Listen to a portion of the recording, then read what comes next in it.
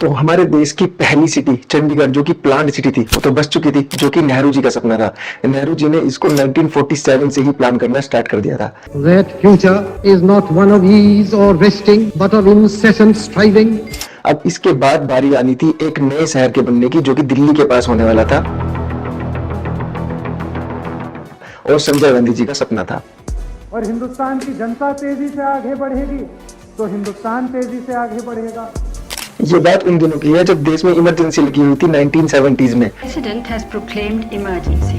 ये स्थिति शांति और स्थिरता की रहे। और दिल्ली में इतना ज्यादा पोल्यूशन हो चुका था कि सारी इंडस्ट्री जो है दिल्ली में ही बसी हुई थी। अब संजय गांधी जी चाहते थे कि सारी इंडस्ट्रीज को दिल्ली के बाहर शिफ्ट किया जाए और दिल्ली के पोल्यूशन को किसी तरीके से कम किया जाए। अब इसी को लेके वो एक बार लखनऊ से दिल्ली आ रहे थे उस समय के मुख्यमंत्री के साथ, जो कि यूपी के मुख्यमंत्री नारायण दत्त जी थे। उन्होंने अपने विमान की खिड़की से देखा यमुना से सटा हुआ जो एरिया था यूपी की साइड वाला, उन्होंने नारायण दत्त जी को आइडिया दिया कि हम ये जितनी भी इंडस्ट्रीज हैं जो कि दिल्ली में थी उनको शिफ्ट करते हैं यूपी के इस साइड में और यहाँ पे एक नई सिटी बनाते हैं जो कि इंडस्ट्रियल सिटी होगी, पूरी की पूरी इंडस्ट्रियल फोकस्ड सिटी होगी। और नारायण दत्त जी ने इस पे काम करना स्टार्ट कर दिया। 17 अप्रैल 1976 को एक अथॉरिटी का गठन किया गया Uttar Pradesh industrial development act 1956 के तहत, जिसका नाम new Okhla industrial development authority रखा गया, यानी कि नोएडा। अब कहानी यहां से शुरू होती है। इसमें सबसे पहले एरिया लिया गया कुछ गाजियाबाद का और कुछ बुलंदशहर का।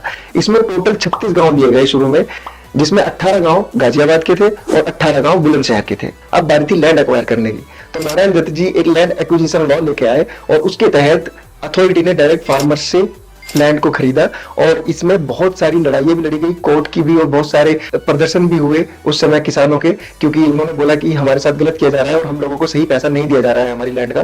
But at the end of the day city बसी और अच्छी बसी। जो नोएडा है वो बहुत अच्छे से प्लान और अच्छी सिटी बनी। अब इस एरिया के जो कि नोएडा के अंदर आता है, इसके बहुत सारे हिस्टोरिकल सिग्निफिकेंट भी है। अगर मैं बात करूं तो ये लैंड महाभारत से भी जुड़ी हुई है, रामायण से भी जुड़ी हुई है और इंडिपेंडेंस से भी जुड़ी हुई है। कैसे, मैं बताता हूँ। महाभारत से कैसे जुड़ी हुई है? दमकोर जो एक गांव पड़ता है नोएडा में, उसमें द्रोणाचार्य जी का आश्रम हुआ करता था, जहां पर सब ने कौरव पांडवों ने अपनी अस्त्र शस्त्र की शिक्षा ग्रहण की थी। सेकंड, बिसर गांव पड़ता है जहां पर रावण के पिता विश्वा जी ने जन्म लिया था और ये भी नोएडा में आता है। थर्ड, अगर बात की जाए इंडिपेंडेंस की, तो एक गांव पड़ता है नोएडा ग्रेटर नोएडा एक्सप्रेसवे पे नलगढ़ा। वहां पे सुखदेव और भगत सिंह जी की टीम ने रहकर प्लानिंग की थी, जो उन्होंने अटैक किया था, बम ब्लास्ट किया था पार्लियामेंट पे। तो इस तरह से ये लैंड हमारे हिस्ट्री से भी बहुत ज्यादा जुड़ी हुई है। अब 1980 आते आते जब नोएडा अच्छे से बस रहा था और अच्छा प्लान हो चुका था, तो इसमें कंसीडर किया गया एक्सटेंशन को, नोएडा एक्सटेंशन को, और एक एरिया को लिया गया गुड़गांव को। उस समय गुड़गांव और नोएडा एक्सटेंशन को एनसीआर में सम्मिलित किया गया, जो कि नेशनल कैपिटल रीजन होता था। और नोएडा एक्सटेंशन को आज की डेट में ग्रेटर नोएडा कहा जाता है। नोएडा का एडमिनिस्ट्रेशन ऑफिस जो है वो ग्रेटर नोएडा में ही पड़ता है। अब अगर मैं बात करूं कि किस तरीके से इसको बसाया गया, किस तरीके से पोजीशनिंग की गई चीजों की, वो बहुत ही अमेजिंग है। इसमें residential, commercial and industrial sectors को अलग अलग रखा गया और उनकी पोजीशन बहुत ही स्ट्रेटेजिक तरीके से की गई, जिससे कि इंडस्ट्रीज को कोई प्रॉब्लम ना हो और वहां का पोल्यूशन रेजिडेंशियल एरिया में ना जा सके, और आईटीज के लिए अलग से लैंड्स को आवंटित किया गया। अब मैं आपको बताता हूँ गुड़गांव से अच्छा क्यों है नोएडा।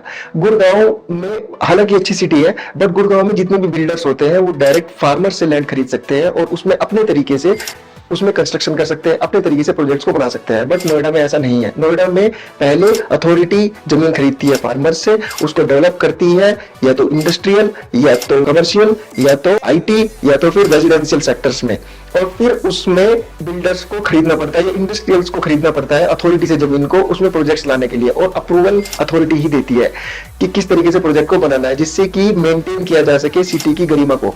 यहाँ पे अगर मैं बात करूं नोएडा की, तो नोएडा में सबसे ज्यादा पर कैपिटा इनकम है यूपी की, एंड ये यूपी की एक ऐसी प्लांट सिटी है जिसमें सबसे ज्यादा ग्रीन एरिया को छोड़ा गया है। तो नोएडा बहुत ही अच्छी सिटी बनकर आया और आज जो भी है वो आपके सामने है, बस रहा है, तेजी से लोग आ रहे हैं, इन्वेस्ट कर रहे हैं अपने पैसों को एक अच्छा रिटर्न पाने के लिए। अगर आपको नोएडा में कहीं पे भी इन्वेस्ट करना है तो मुझसे जुड़े और जो नंबर दिया गया है इस पे कॉन्टेक्ट करें।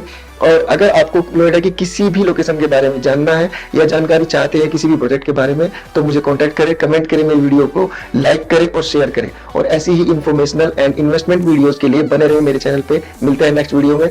बाय।